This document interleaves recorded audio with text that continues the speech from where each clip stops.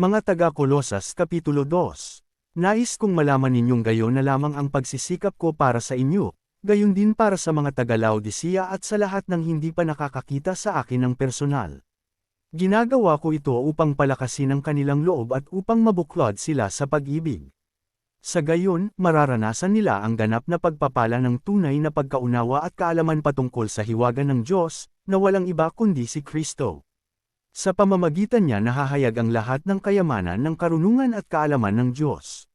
Sinasabi ko ito upang hindi kayo mailigaw ninyo man sa pamamagitan ng mga pananalitang mapanghikayat. Kahit na wala ako riyan, kasama naman ninyo ako sa Espiritu. At ako'y nagagalak sa inyong maayos na pamumuhay at matibay na pananalig kay Kristo. Ang ganap na pamumuhay kay Kristo, sapagkat tinanggap na ninyo si Kristo Jesus bilang Panginoon, mamuhay kayo sa paraang karapat-dapat sa Kanya.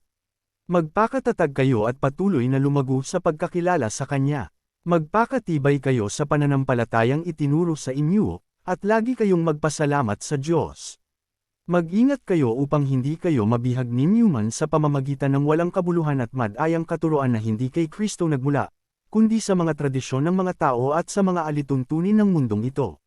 Sapagkat likas kay Kristo ang buong pagka-Diyos kahit na siya'y nagkatawang tao. Kaya't kayo'y ganap na sa pamamagitan ng inyong pakikipag-isa sa Kanya, na siyang nakakasakop sa lahat ng kapangyarihan at pamamahala. Sa pamamagitan din ni Kristo, kayo'y tinuli hindi ayon sa laman kundi ayon sa Espiritu.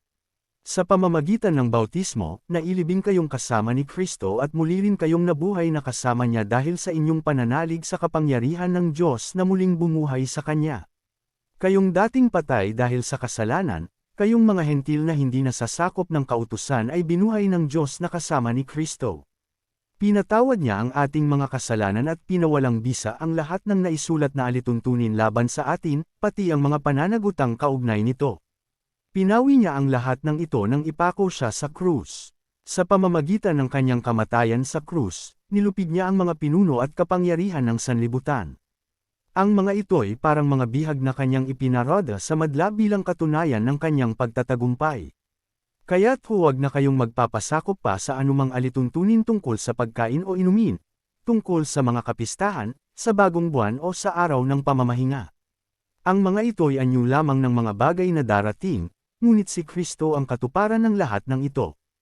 Huwag kayong magpapatangay sa mga nagpapakita ng maling pagpapakumbaba at sumasamba sa mga anghel. Ipinagmamalaki nilang sila'y nakakahigit sa inyo dahil sa ipinagigiitan nilang mga bagay na di naman nakikita.